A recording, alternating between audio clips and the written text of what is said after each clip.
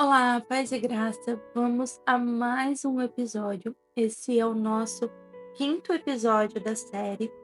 E no episódio anterior nós falamos sobre Jesus é o Filho de Deus. E este episódio será a segunda parte. Vamos estar dando continuidade a este tema no tópico destruir as obras de Satanás em nossas vidas. Sim, ele veio para destruir tudo que Satanás levantou contra a nossa vida. Mas antes vamos estar orando e entregando esse momento a Deus. Senhor Deus e Pai, muito obrigado, Senhor, por esta oportunidade de estar na Tua presença. Espírito Santo, que não sejam as minhas palavras, mas que sejam as Tuas e que elas venham, Pai, como flechas, Senhor, de conhecimento, discernimento na vida dos Teus filhos e que seja, Pai, um ensino genuíno da Tua palavra, Espírito Santo, para que a Tua verdade, Pai, seja ministrada e pregada e prepara os Teus filhos, Senhor, para um ide genuíno, Pai, repleto da tua graça, da tua unção, em nome de Jesus. Amém. Para dar início a este tema, vamos estar meditando lá em 1 João, capítulo 3, versículo 8, que diz assim: Aquele que vive habitualmente no pecado é do diabo, pois o diabo peca desde o princípio. Para isto, o Filho de Deus se manifestou para destruir as obras do diabo. Esse versículo, ele nos apresenta uma realidade profunda sobre a missão de Cristo e o poder da redenção. Vamos refletir sobre o que significa destruir as obras de Satanás e como isso se aplica em nossas vidas. A Bíblia nos ensina que o pecado entrou no mundo por meio de Adão e Eva e com ele veio a separação entre Deus e o homem, como vemos lá em Romanos capítulo 5, versículo 12. Então Satanás, desde o princípio, tem sido o inimigo da humanidade, buscando afastar as pessoas de Deus por meio do pecado e da tentação. A obra de Satanás é, portanto, associada ao pecado, à mentira, à destruição e à morte espiritual. E em 1 João 3,8, a Escritura faz uma distinção clara entre aqueles que vivem em pecado e aqueles que permanecem em Deus. Aquele que vive habitualmente no pecado é do diabo. Significa que quando alguém persiste no pecado sem arrependimento, ele está sob a influência e domínio de Satanás. Essa condição de pecado contínuo é uma obra de Satanás que busca ali então iludir as pessoas. Mas Cristo, ele vem para buscar e salvar as pessoas e guiá-los à presença de Deus para uma vida plena ao qual ele nos oferece. No entanto, o versículo não termina em uma realidade sombria, mas aponta para a esperança que temos em Cristo. E diz assim: Para isto o Filho de Deus se manifestou, para destruir as obras do diabo. A vinda de Jesus ao mundo não foi apenas para ensinar ou realizar milagres, mas foi essencialmente para romper o domínio de Satanás sobre a humanidade. Ele veio com a missão de destruir as obras do diabo e do pecado, a morte, a doença, a escravidão espiritual. Ele veio levar tudo isso sobre si. A destruição das obras de Satanás não significa apenas um rompimento imediato do poder do diabo sobre o mundo, mas um processo contínuo de transformação na vida daqueles que creem em Cristo. Por meio de sua morte e ressurreição, Jesus conquistou a vitória sobre o pecado e a morte. Ele fez isso não apenas para libertar a humanidade do castigo eterno, mas também para nos libertar das cadeias espirituais do pecado em nossas vidas cotidianas. A destruição das obras de Satanás em nossas vidas começa com a humildade e a fé em Cristo. Quando reconhecemos que fomos escravizados pelo pecado e aceitamos o sacrifício de Jesus, começamos a experimentar a libertação das obras de Satanás. O primeiro ponto é a libertação do pecado. O pecado é a principal obra do diabo. Quando vivemos em pecado, damos espaço ao inimigo para trabalhar em nossas vidas. No entanto, por meio do arrependimento genuíno e fé em Cristo, somos libertos do poder do pecado e somos restaurados a um relacionamento com Deus. Em João 8,36, Jesus declara: Se, pois, o Filho vos libertar, verdadeiramente sereis livres. O segundo ponto é que precisamos ser libertos da mentira e engano. Satanás, ele é o pai da mentira, como vimos em João 8,44. Uma das maiores obras de Satanás em nossas vidas é manter-nos enganados, afastados da verdade de Deus. Cristo veio para nos dar a verdade e nos libertar das mentiras que nos aprisionavam. Em João 14,6, Jesus se apresenta como o caminho, a verdade e a vida. Então, ele é o caminho até o Pai, ele é a verdade nos livrando do engano e ele nos deu vida, porque até então nós estávamos marcados pela morte, que foi referente a um decreto estabelecido, mas ele veio para restaurar. O terceiro ponto é a libertação da morte espiritual. Satanás, ele lança setas todos os dias para nos matar espiritualmente. Satanás busca manter a humanidade numa frieza espiritual, numa morte espiritual, separados de Deus. Pois assim, não conhecereis o caminho, não conhecereis a verdade e também não terás um selo de vida. A morte de Cristo na cruz destruiu o poder da morte e também da punição eterna. Eu vou estar deixando para vocês lerem posteriormente Hebreus capítulo 2, versículo 14 e 15. Anotem no seu caderno aí e posteriormente vocês leem. Embora a obra redentora de Cristo tenha sido consumada na cruz, ainda vivemos em um mundo onde o pecado e as influências malignas continuam presentes. Então, isso significa que, como cristão, precisamos viver continuamente em Cristo, resistindo ao inimigo e permanecendo firmes na fé. Então, vemos lá em Tiago 4,7, ao qual somos instruídos: sujeitai-vos, portanto, a Deus, resistam ao diabo e ele fugirá de vós. Então, sujeitai-vos a Deus é ter comunhão diretamente com Deus, com o Pai, com o Filho e com o Espírito Santo diariamente. Não é somente ao domingo ou em datas específicas, é algo diário. E com isso a gente vai conseguir resistir ao diabo e ele fugirá de nós. Por quê? Tem muitas pessoas que dizem: mas Fábio, eu vou no domingo à igreja, eu tenho um momento lá de vez em quando de ler a palavra, ou um momento de vez em quando de orar. Isso não assusta Satanás. Ah, Fábio, eu vou lá com a minha Bíblia está aberta dentro da minha casa em cima de uma estante, ou está dentro do meu carro. Isso não assusta Satanás. Aquele que vive a palavra, aquele que anda no caminho, aquele que conhece a verdade e que sabe na sua mente, coração e todo o seu ser o selo de vida que carrega e busca no Senhor a unção de viver de viver o caminho, viver o evangelho. Esse sim assusta Satanás. Então vamos lá.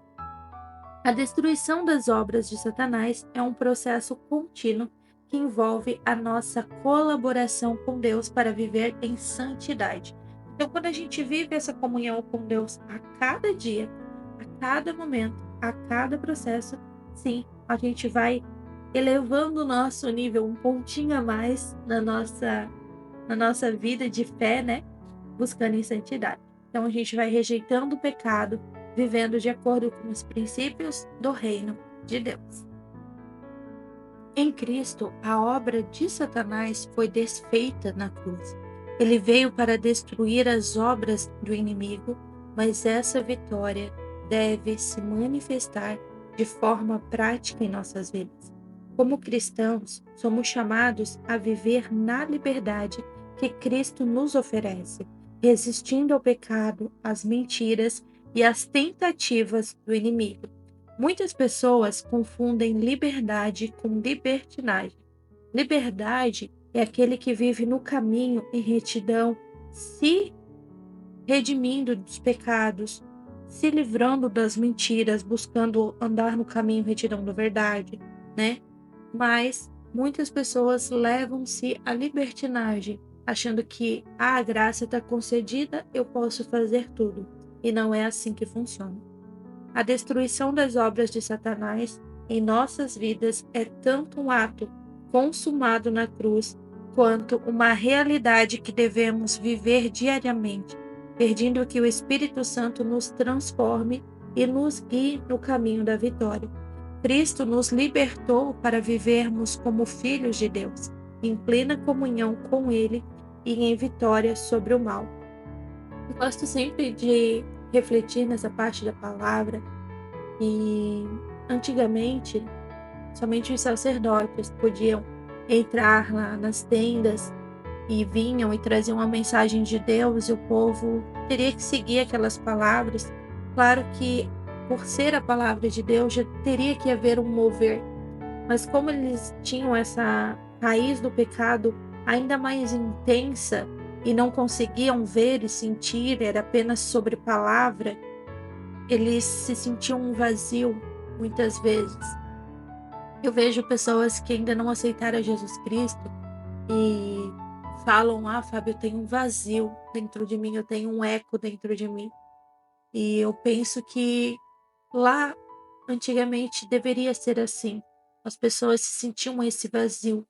E quando as pessoas aceitam a Jesus Cristo como seu único e suficiente Salvador, o sopro do Espírito Santo está dentro de nós. Então a gente é preenchido e aquilo vai crescendo, porque o Espírito Santo vai nos avisando das áreas que precisam ser remidas, curadas, libertas e vai nos guiando. Então a gente vai tendo uma plenitude, vai preenchendo dentro de nós, né? Então, onde eu vejo que no ato de cruz, quando é consumado, e quando a gente recebe o Espírito Santo na nossa vida, através também de aceitar a Jesus Cristo, sermos batizados, e vai trazendo um preenchimento, realmente um selo de vida e também de uma identidade como filhos de Deus. Todos que trazem para a sua mente essa consciência, né? O Espírito Santo habita dentro de mim. Eu posso me comunicar com Ele, eu tenho uma comunicação com o fruto de Deus dentro de mim, né? Com a essência de Deus, né? E é tão maravilhoso que eu fico pensando, né? Em cada fruto do Espírito Santo, como ele vem crescendo e germinando dentro de nós e que também, posteriormente, a gente acaba partilhando isso com outras pessoas. E isso é muito precioso. Vamos ao nosso próximo tópico, é que Jesus Cristo veio então para nos dar vida eterna. Vamos meditar em 1 João capítulo 5, versículo 11 e 12, que diz assim: E o testemunho é este, que Deus nos concedeu a vida eterna, e essa vida está em seu Filho. Quem tem o Filho tem a vida, quem não tem o Filho de Deus não tem a vida. Em João, capítulo 10, do versículo 10 ao 16, diz assim também: O ladrão não vem senão para roubar, matar e destruir. Eu vim para que as ovelhas tenham vida e vida em plenitude. Eu sou o bom pastor. O bom pastor dá a sua vida pelas ovelhas. O mercenário, que não é o pastor a quem as ovelhas pertencem, vê a aproximação do lobo, abandona as ovelhas e foge. Então o lobo os apanha e dispersa o rebanho. O mercenário foge quando é um mercenário e não tem zelo pelas ovelhas. Eu sou o bom pastor, conheço as minhas ovelhas e sou conhecido por elas. Assim como o Pai me conhece e eu conheço o Pai, e entrego a vida pelas ovelhas. Ainda tenho outras ovelhas que não são deste aprisco, as quais devo da mesma maneira trazer. Elas ouvirão minha voz, e haverá um só rebanho e um só pastor. Aqui a gente vai frisar em 3 pontos dessa passagem de João capítulo 10, do versículo 10 ao 16. Vamos contextualizar primeiramente sobre o ladrão. O ladrão, ali ele representa Satanás e todas as forças das trevas que tentam afastar as pessoas de Deus. Ele rouba a verdade, ele vai matando a fé e vai destruindo as vidas, levando à cegueira espiritual. Mas a gente tem o segundo ponto ali, que é o bom pastor. O pastor no campo é aquele a quem guia o rebanho, sabe da ovelha mais forte e também da mais fraca, mas cuida e protege ambas igualmente, tanto da mais fraca como até a mais forte. Ele vai em busca daquela ovelha, ele cuida. Mas ali temos também um terceiro ponto, que são os mercenários, que representa falsos líderes espirituais, que não têm compromisso verdadeiro com as ovelhas. Já os lobos simbolizam os ataques espirituais e as provações, e ele foge, mas Cristo não, porque ama e cuida das ovelhas. Então vamos colocar uma situação na nossa realidade atual como corpo de Cristo. Estamos dentro do corpo de Cristo. O que é o corpo de Cristo? É a igreja.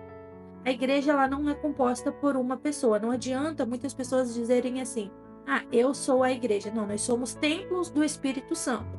Não somos a igreja. A igreja é composta pelo corpo de Cristo e todos nós somos um membro. Um é um braço, outro é uma perna, outro é a cabeça, outro é o olho, outro é a boca. Isso é corpo de Cristo. Não adianta a gente dizer: ah, eu não preciso ir na igreja, não preciso ter comunhão porque eu sou o corpo de Cristo. Não, nós somos membros do corpo de Cristo. É isso que a palavra diz, beleza? Então, o que acontece? A gente está ali e o ladrão, que é Satanás, ele vem com as forças das trevas e tentam nos afastar daquele caminho. Começa a colocar uma intriga, uma setinha, alguma situação específica e vai ali criando brechas e ilegalidades.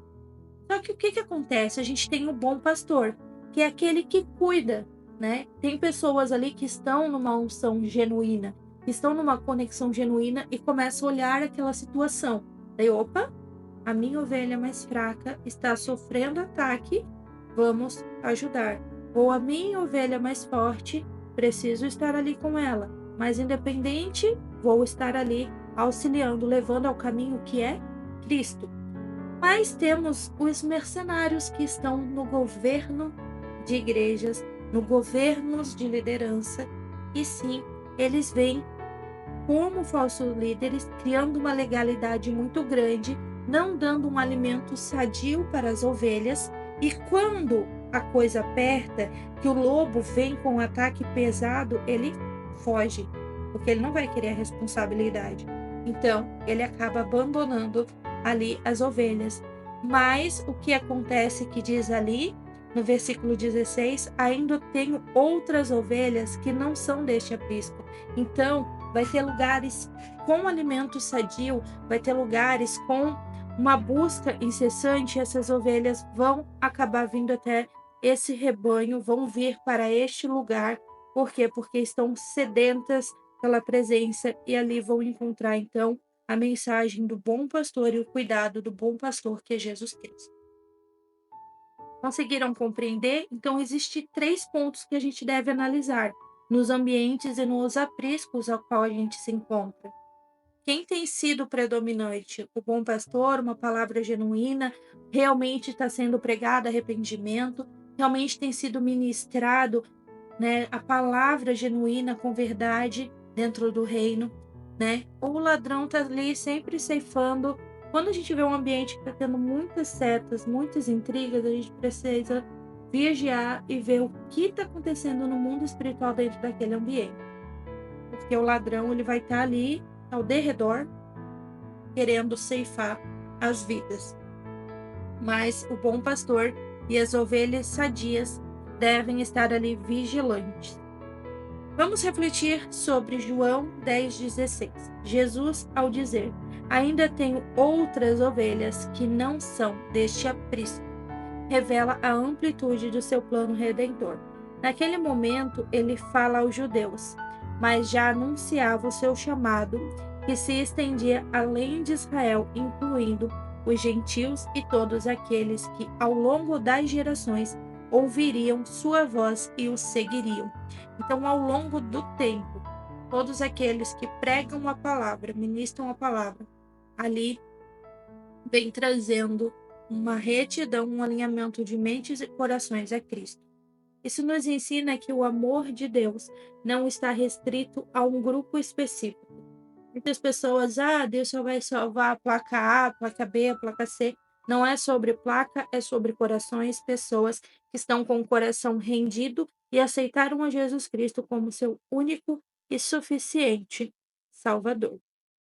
Então, dessa forma, o Senhor vem alinhando os nossos corações e colocando a nossa vida diante do altar ali, falando, que de gerações em gerações, todos aqueles que ouvirem a sua voz e o seguirem, ali serão salvos.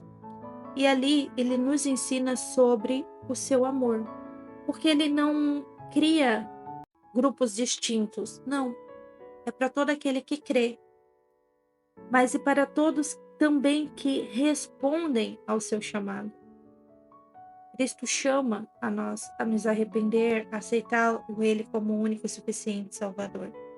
Ele não faz acepção de pessoas, e seu desejo é reunir um só povo, um só rebanho, sob um só pastor, que é Cristo.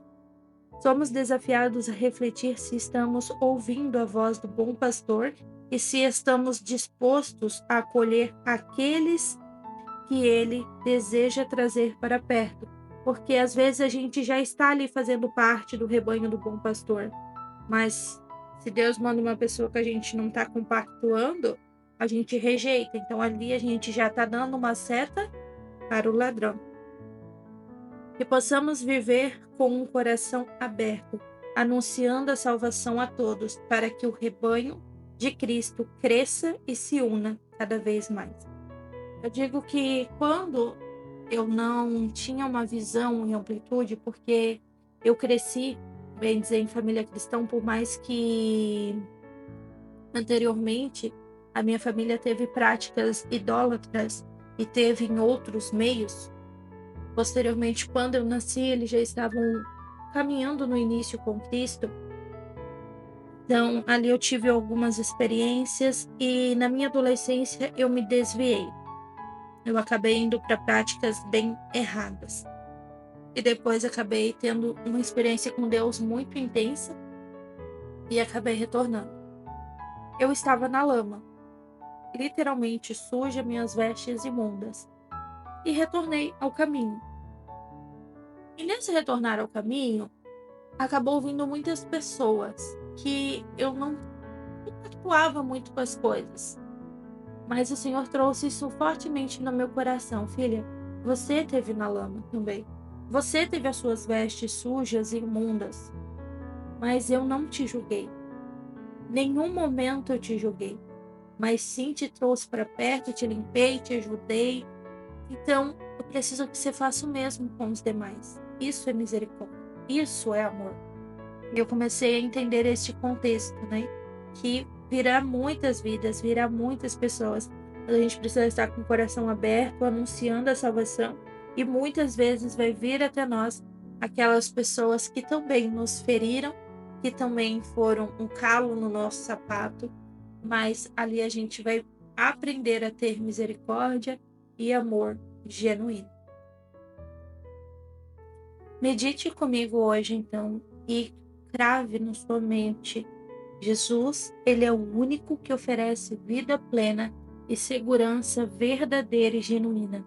Devemos ter cuidado com falsos líderes e doutrinas que não apontam para Cristo. Nossa confiança precisa estar no bom pastor que nunca nos abandona. Recentemente eu vi um bannerzinho nas redes sociais que é justamente sobre isso. Muitos cristãos e muitas pessoas estão apenas com a boca aberta e as pessoas jogando qualquer tipo de coisa e eles engolindo e assim seguindo a vida. E não é sobre isso, a gente deve filtrar. e analisar tudo que a gente vem escutando e vem ingerindo através da palavra. Eu tenho o hábito de sempre andar comigo com um caderninho. Então, toda igreja que eu vou visitar, ou até mesmo na igreja onde eu congrego, eu vou anotando tudo. E depois eu estudo o contexto e analiso. A pessoa falou assim, vamos entender a hermenêutica da palavra, vamos estudar mais a fundo. É importante que a gente faça isso para a gente realmente pedir a revelação do Espírito Santo, ou até mesmo durante a ministração, ou o lugar que você estiver, olhe com os olhos espirituais de Senhor, vem com o teu espírito de revelação sobre todo momento, no louvor, na palavra, na abertura, na oferta, qualquer momento, esteja aqui presente Espírito Santo e vem me mostrando aonde está, né? E já teve situações em que o Espírito Santo revelou algo ao meu coração, e é muito importante a gente ter esse discernimento espiritual. O Espírito Santo ele está ali a todo momento e a gente deve ter essa comunicação direta com ele. Vamos então para o nosso próximo tópico, que ele nos deu um novo nascimento na família de Deus. Quando aceitamos a Jesus Cristo como nosso único e suficiente Salvador, ganhamos um novo selo, de um novo nascimento que não é nascer do ventre, nem pelo sangue ou da carne, mas nascer em espírito e através do Espírito Santo de Deus. Então vamos meditar lá em João, capítulo 1, do versículo 12 ao 14, que diz assim: Mas a todo quantos o receberem, deu-lhes o direito de se tornarem filhos de Deus, ou seja, aos que creem no seu nome, os quais não nasceram do sangue, nem da vontade da carne, nem da vontade do homem, mas de Deus. E a palavra se fez carne e habitou entre nós. Vimos a sua glória, glória como o unigênito do Pai, cheio de graça e verdade. Também vamos estar lendo lá em 1 João capítulo 3, do versículo 1 e 2. Vede que imenso amor nos tem concedido, ó Pai, a ponto de sermos tratados como filhos de Deus, e em realidade somos filhos de Deus. Por este motivo, o mundo não nos conhece, porquanto não conheceu a Ele mesmo. Amados, agora somos filhos de Deus, e ainda não se manifestou o que havemos de ser. Todavia sabemos que quando ele se manifestar, seremos semelhantes a ele, pois o veremos como ele é. Esse novo nascimento nos dá uma nova vida, uma nova identidade e um novo destino. Então vamos pensar. Como filhos de Deus, nós somos chamados a viver de acordo com essa nova natureza, refletindo a glória do Pai e esperando com alegria a plenitude do que ainda seremos em Cristo. Vamos pensar agora um pouquinho no contexto familiar. O papel de um familiar vai além dos laços sanguíneos. Ele envolve amor, ele envolve apoio, um compromisso, uma responsabilidade dentro da dinâmica familiar. Então, cada membro da família tem funções específicas, mas de modo geral, podemos destacar alguns aspectos essenciais. Vamos pensar então no amor e cuidado. A família é o primeiro ambiente onde aprendemos sobre amor e segurança. Então, o papel de um familiar é oferecer apoio emocional, cuidar uns dos outros e demonstrar carinho, criando um ambiente acolhedor e saudável dentro de um lar funcional. Também é papel ali dar um suporte e proteção. Então, os familiares devem proteger e auxiliar os novos membros ou os outros membros, seja emocionalmente, financeiramente, fisicamente. Isso inclui estar presente nos momentos de alegria e também nos momentos de dificuldade. E também é muito importante a gente estar com a mente em um pilar muito essencial, que se chama ensino e formação de cada membro familiar. Pais, avós e irmãos mais velhos têm esse papel de uma forma fundamental na educação e nos valores transmitidos dentro da família. Então, Pelo seu avô foi transmitido para os seus pais, e dos seus pais para a sua vida. E o que vem sendo transmitido? A Bíblia ensina a importância de instruir as crianças no caminho do Senhor, como vemos lá em Provérbios 22:6. Então, o ensino e formação, ele é muito importante. Também é muito importante entender a unidade e a compreensão. A família deve contribuir para a harmonia do lar, praticando o perdão, a paciência, o diálogo e também entender que haverá conflitos, sim, mas que devem ser resolvidos com amor e sabedoria. E o mais importante de todos esses pilares, na minha visão, é o apoio espiritual. Na família também há um papel espiritual. Orar um pelos outros, incentivar a busca por Deus, fortalecer a fé dentro do lar, são atitudes que edificam espiritualmente a todos. Ser um familiar é estar presente, amar, ensinar, proteger, fortalecer o laço que Deus estabeleceu. Quando cada membro da família compreende e desempenha seu papel, o lar se torna um reflexo do amor de Deus. E esta passagem que eu expliquei aqui, todos esses pilares, não se refere somente à nossa casa, não se refere somente aos nossos laços biológicos de sangue ou nossos relacionamentos. Se refere também ao corpo de Cristo. A sua casa, ela é meio que um espelho. Então, você precisa analisar o seu papel na sua família, no seu lar, que Deus estabeleceu, você, seus filhos, seu marido, e também dentro do corpo de Cristo. Qual o seu papel lá dentro da igreja, no corpo de Cristo, que você possa estar ajudando e ali então expressando o cuidado, o amor, sendo suporte, proteção, levando o ensino, né? E também tendo unidade, compreensão e espelhando o apoio espiritual. Então, nós fazemos parte da família de Deus e não apenas em nossas casas, mas sim em nossas igrejas, como parte do corpo de Cristo. E que a gente não seja aquele membro podre, né? Aquela mão mirrada, aquele pé aleijado, que a gente seja parte no corpo de Cristo de uma forma funcional, para que a gente consiga levar o reino, né? E saber que tudo que a gente faz para Deus deve ser feito com excelência. Já ouvi por muitas vezes a frase não preciso ir à igreja, pois já sou igreja. Comentei isso ainda há pouco, né? Nesta aula, mas eu quero reforçar aqui para vocês, já que a gente está falando sobre o corpo de Cristo e a igreja. Esta colocação está totalmente errônea, porque nós somos templo do Espírito Santo a partir do momento em que aceitamos a Jesus Cristo como nosso único e suficiente Salvador. Isso não coloca que somos a igreja, mas que sim somos parte do corpo de Cristo.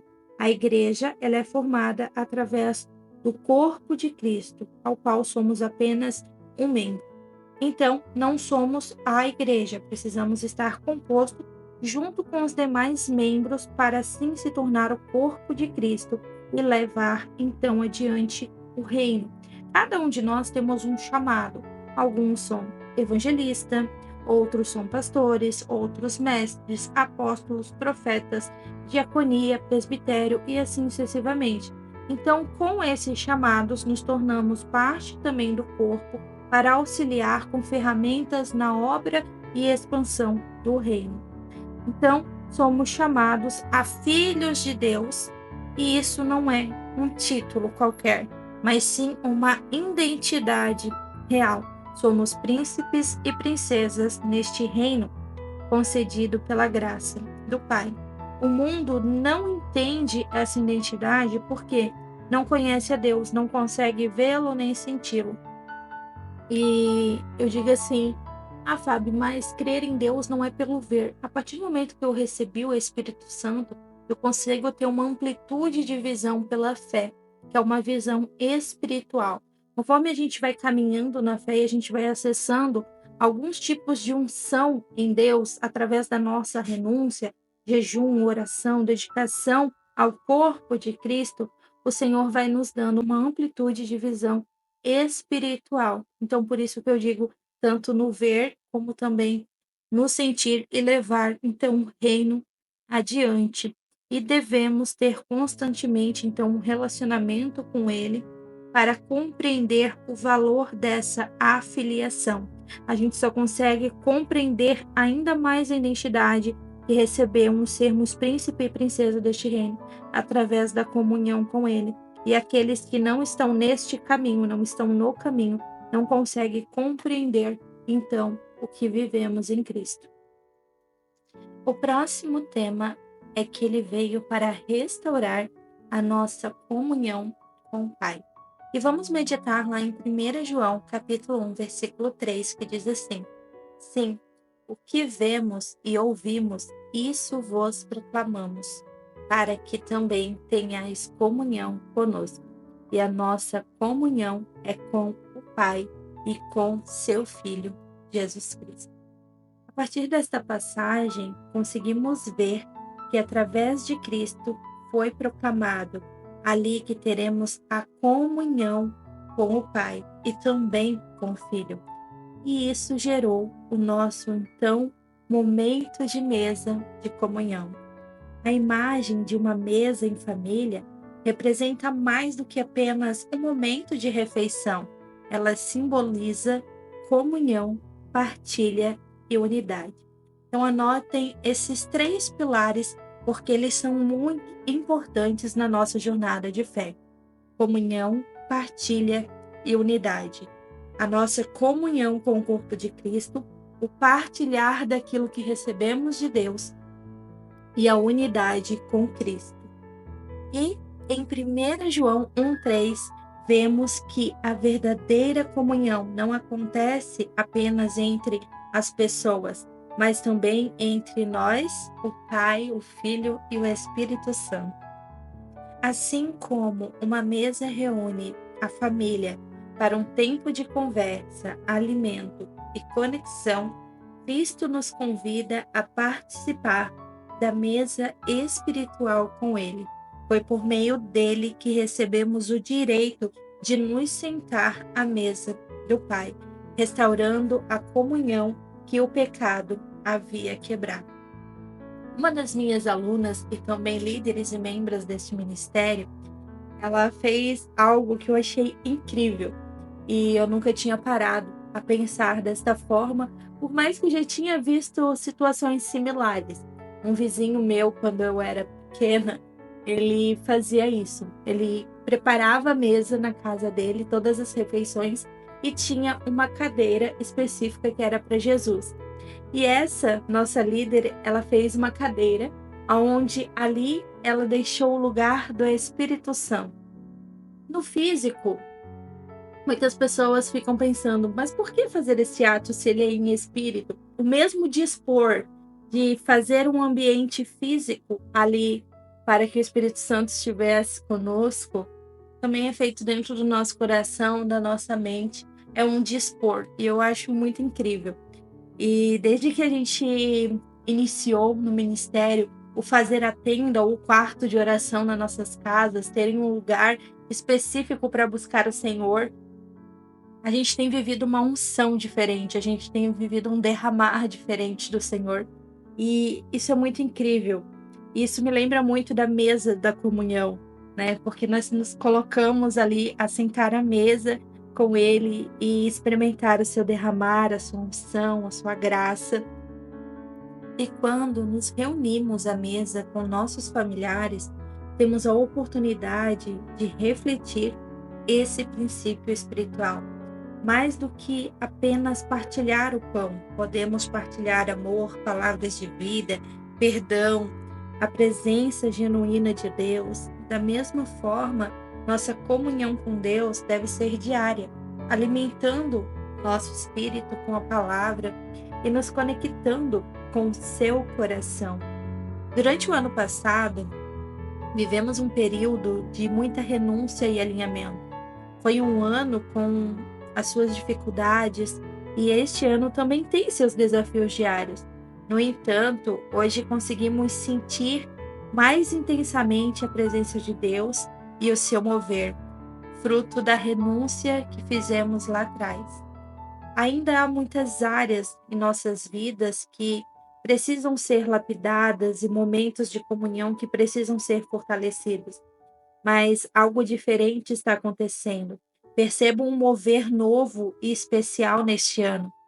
Um dos desafios, como eu falei ali, fez toda a diferença.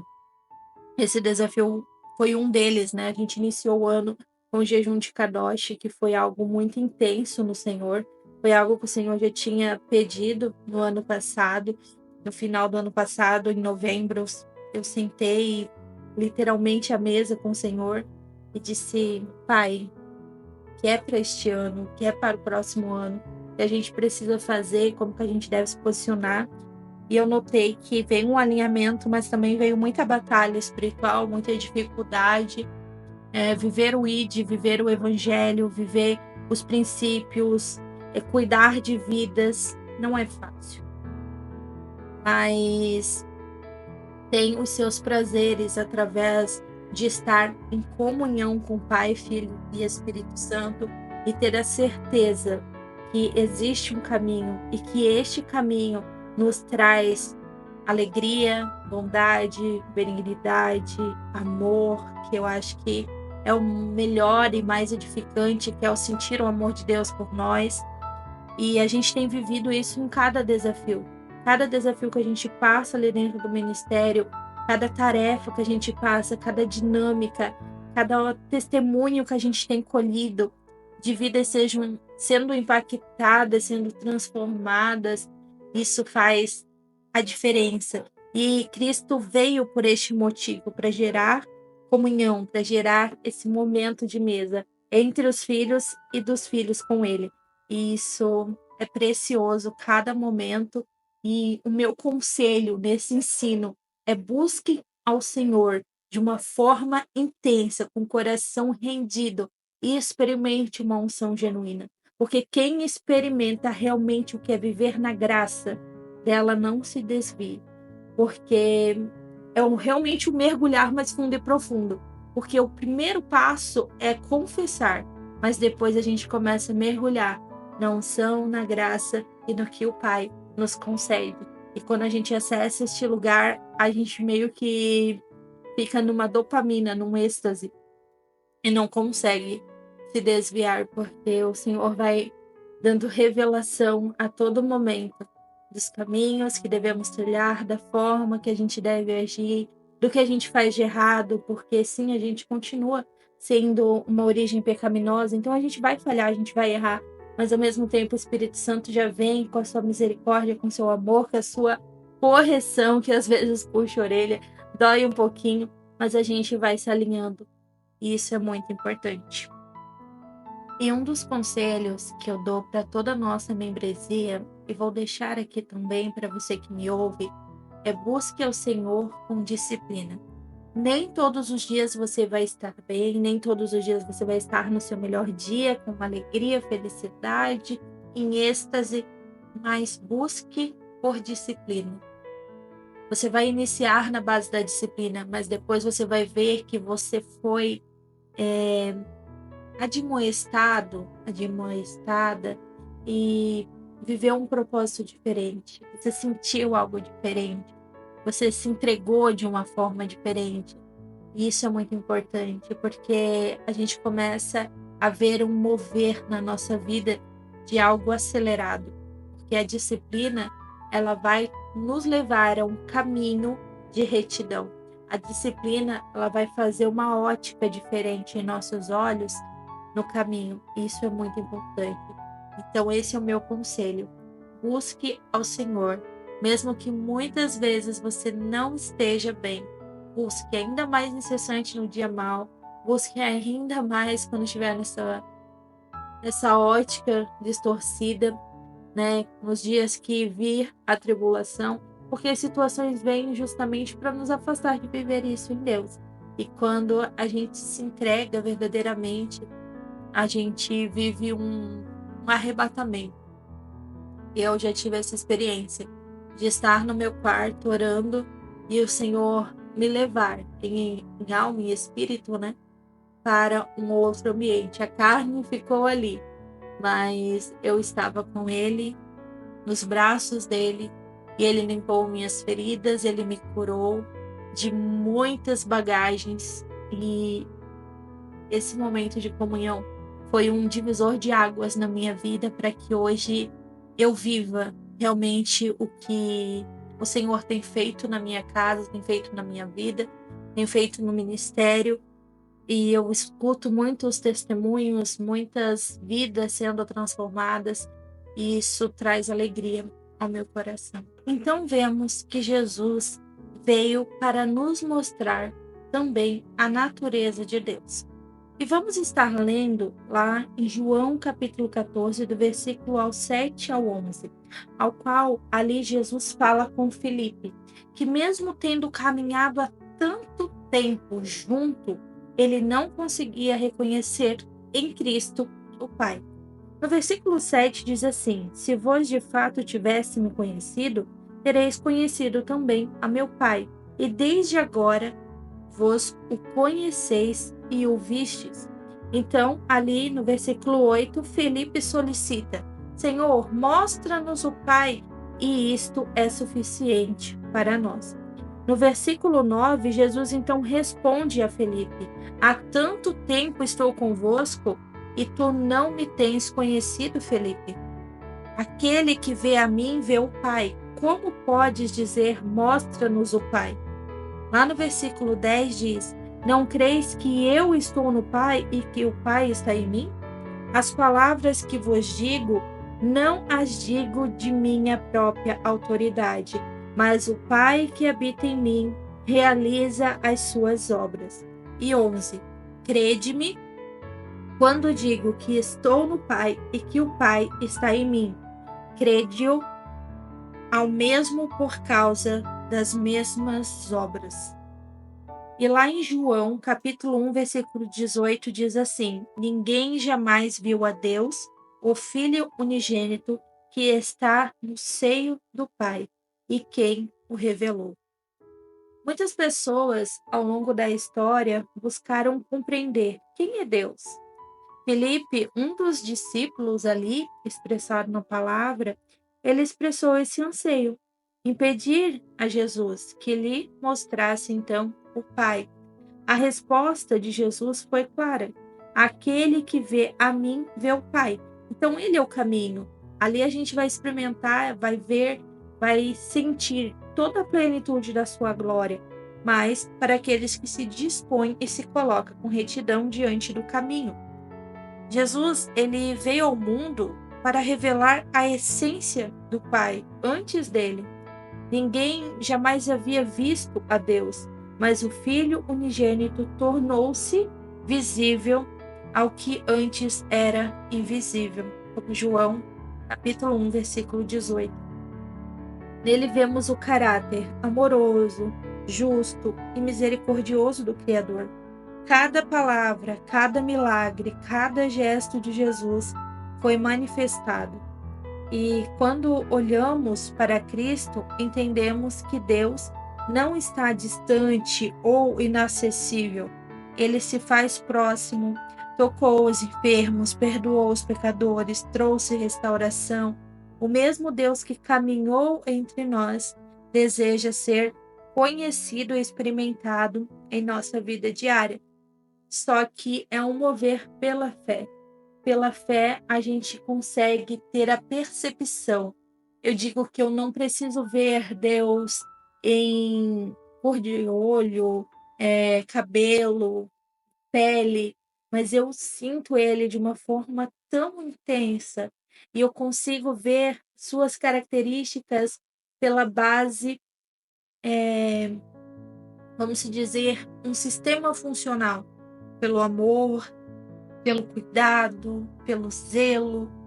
Todas essas características de paz, tudo isso forma ele para mim um contexto e que eu não me fixo as características. Hoje o Senhor me ensinou a ter misericórdia pelas pessoas de uma forma tão grande que eu não olho para elas pelas características físicas, mas sim pelas características espirituais e morais. E isso faz parte da essência de Deus. Eu acho isso muito incrível. porque não é fácil você trabalhar na missão e abraçar um morador de rua, que às vezes ali está com um cheiro desagradável, e visitar uma residência que às vezes está cometida com uma pessoa com depressão. A casa vai estar de uma forma, vamos dizer, descuidada, porque a pessoa está com a sua mente presa, cativa. Então, isso são essências que somente Deus pode te dar, de você não olhar para a pessoa física, sabe? Olhar aquela condição em si, mas tu olhar com os olhos espirituais e ver as trevas que estavam habitando ali, trazer luz para aquele ambiente, abraçar aquela pessoa, orar, e tudo que o Senhor derramou pela sua vida, trazer como um funil na vida da outra pessoa. Isso é sobrenatural, é a essência do Espírito, e era isso que Jesus Cristo queria que cada discípulo fizesse. Não olhe para mim, não olhe para a carne, olhe para a essência, olhe para aquilo que está sendo transmitido, olhe pelas vidas sendo impactadas, pela escuridão que está saindo da vida delas. E isso foi um mover que Deus mostrou para mim, e é precioso, é só pela palavra revelada e também pela essência revelada ao qual Cristo e o Espírito Santo nos concede. Então, eu vejo o quanto ele ainda vem sendo presente no hoje, assim, no agora, de vendo vidas sendo transformadas, curadas, libertas. E isso tem sido uma experiência extraordinária em Deus. E nesta essência, a gente aprende algo muito importante, e foi Cristo que nos mostrou, nos ensinou, e através da vida dele que recebemos essa graça, que é o dom do amor. E ele veio nos mostrar o amor do Pai, o amor de Deus.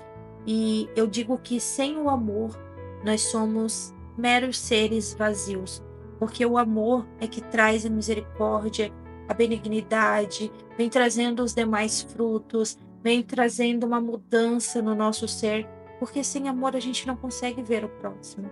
Sem amor a gente não consegue entender o próximo. A gente fica à mercê da ira, da angústia, da rebeldia, mas o amor não. O amor, ele traz um ser e um senso de misericórdia que eu acho que é precioso para todos nós. Em 1 João, capítulo 4, versículo 9 e 10 diz assim: Foi deste modo que se manifestou o amor de Deus para conosco, em haver Deus enviado seu Filho unigênito ao mundo para vivermos por intermédio dele. Assim, nisto consiste o amor, não em que nós tenhamos amado a Deus, mas em que ele nos amou e enviou o seu Filho como propiciação pelos nossos pecados. Já em Romanos 5:8 diz: Porém Deus comprova seu amor para conosco pelo fato de ter Cristo morrido em nosso benefício quando ainda andávamos em pecado. Então, Deus, ele não apenas declarou o seu amor por nós, ele o declarou da forma mais extraordinária, enviando Jesus para nos dar vida. Esse amor não depende do que nós fazemos ou deixamos de fazer, mas do caráter de Deus, que ama incondicionalmente. Ele nos alcançou quando ainda éramos pecadores, provando o seu amor por nós, e que é um amor gratuito e transformador. Ele não coloca um preço, o amor dele está disponível, mas ainda assim, por ele ser santo, nós temos uma condição, que é através do Filho, para que estejamos então na graça, como eu falei anteriormente. Mas o amor de Deus, ele é gratuito e somos alcançados de todas as formas. Eu digo que eu fui alcançada pelo amor de Deus de uma forma sobrenatural. Quando eu tinha 16 para 17 anos, eu me desviei e acabei indo para o mundo, experimentando todas as coisas que não devia, vivendo coisas que não devia. E o inimigo fez a bagunça na minha mente e na minha vida.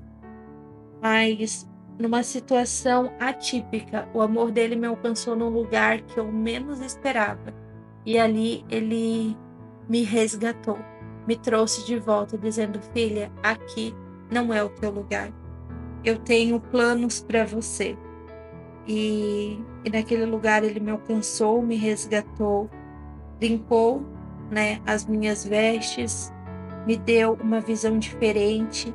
E ali ele manifestou a sua glória, ao qual hoje eu estou aqui, ministrando e ensinando a palavra dele.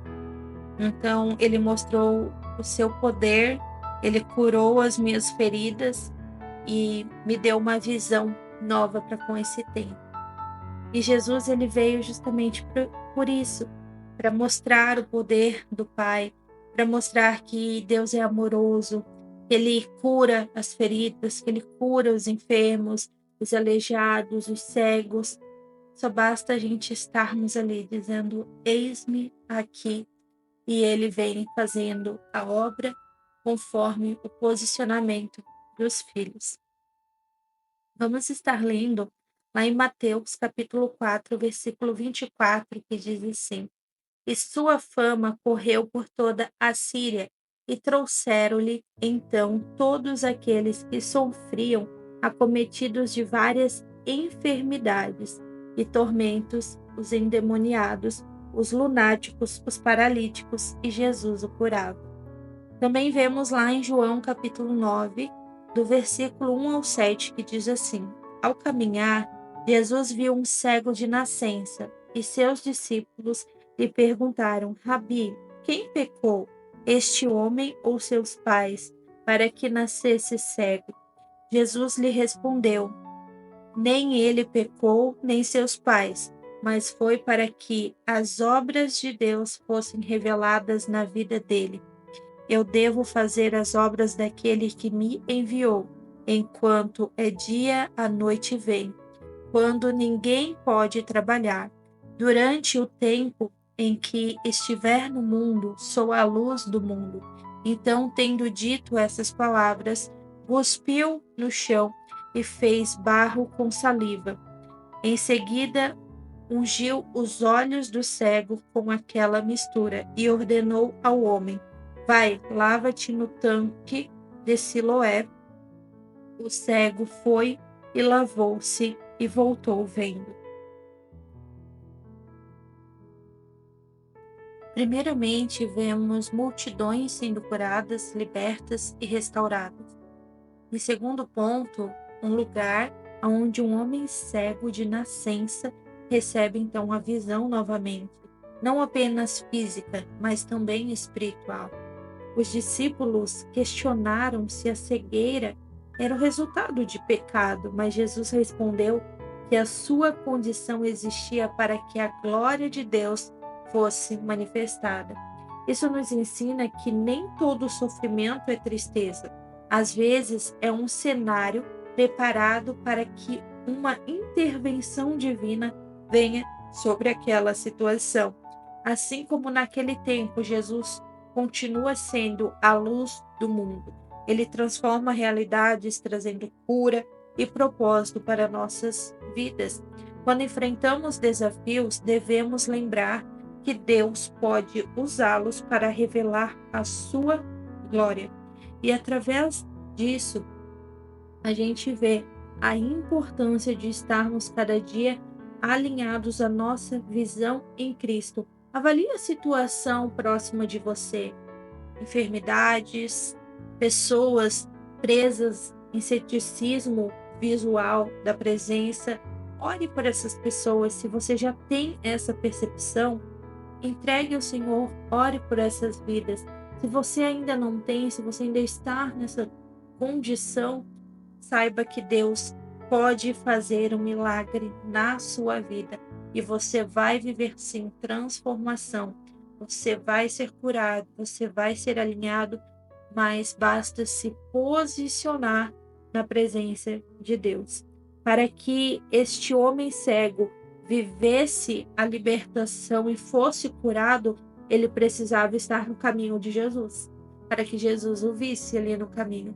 E da mesma forma, gente, A gente precisa estar no caminho para que Ele nos veja, nos reconheça e ali, então, declare cura e libertação sobre a nossa vida em nome de Jesus.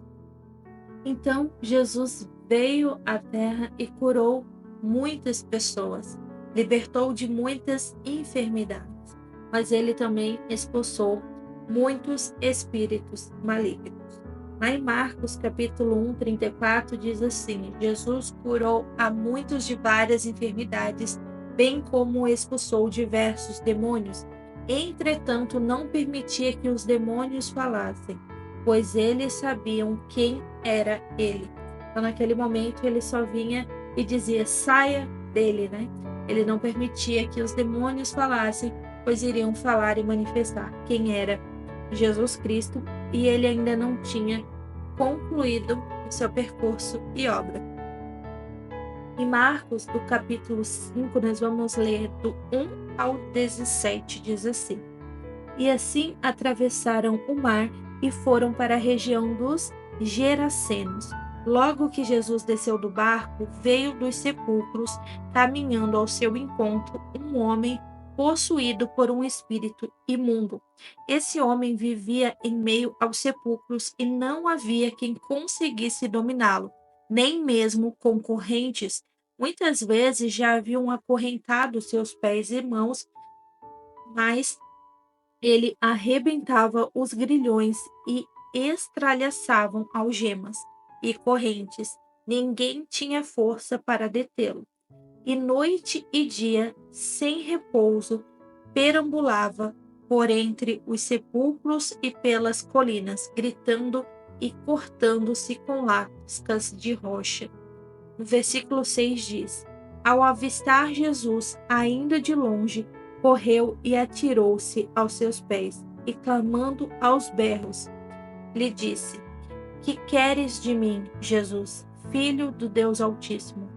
Suplico-te por Deus, que não me atormentes.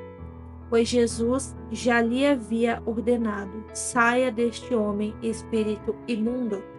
Todavia Jesus o interrogou: qual o teu nome? Respondeu ele: meu nome é Legião, porque somos muitos. No versículo 10, e implorava insistentemente para que Jesus não nos mandasse para fora daquela região.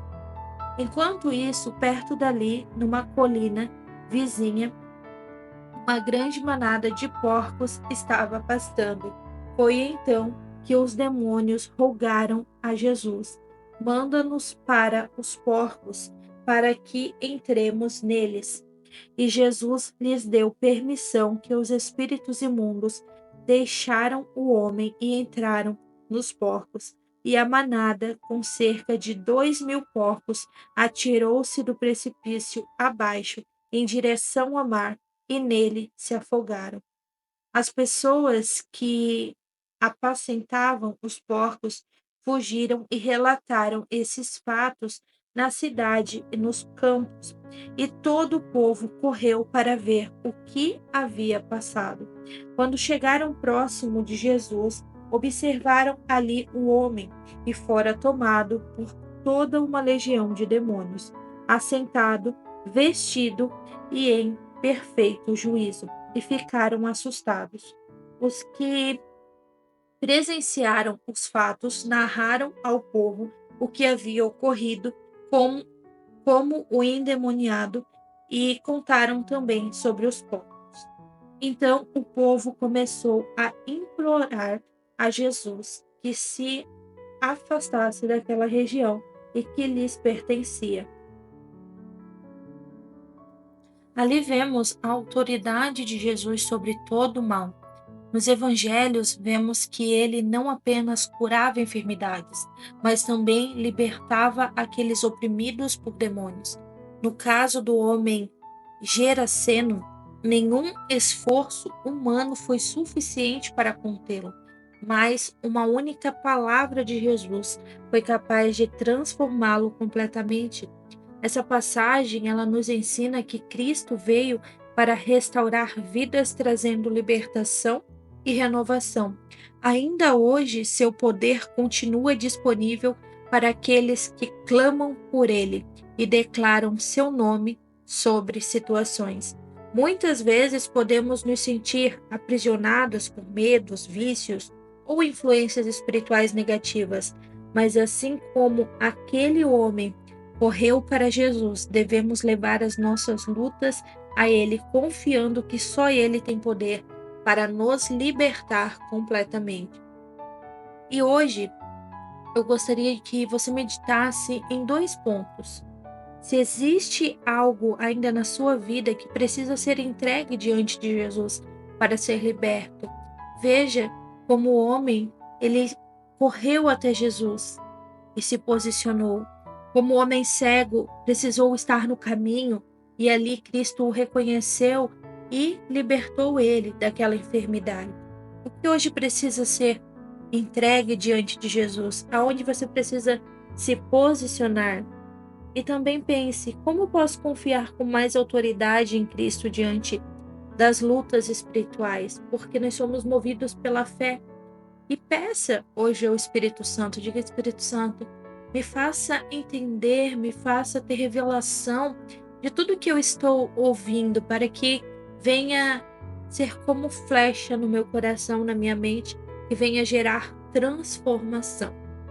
Batemos então a nossa 1 hora de ensino, 1 hora com a palavra, e ainda não acabamos essa temática. Vamos fazer mais um episódio falando sobre Jesus, o Filho de Deus. Será um tema um pouquinho longo, porque se formos analisar de Gênesis a Apocalipse, fala dele. Mas toda a nossa temática gerou bastante coisas para que a gente possa estar refletindo. Então, nos vemos no próximo episódio falando sobre os milagres ao qual Jesus realizou. Graça e paz e até o próximo episódio.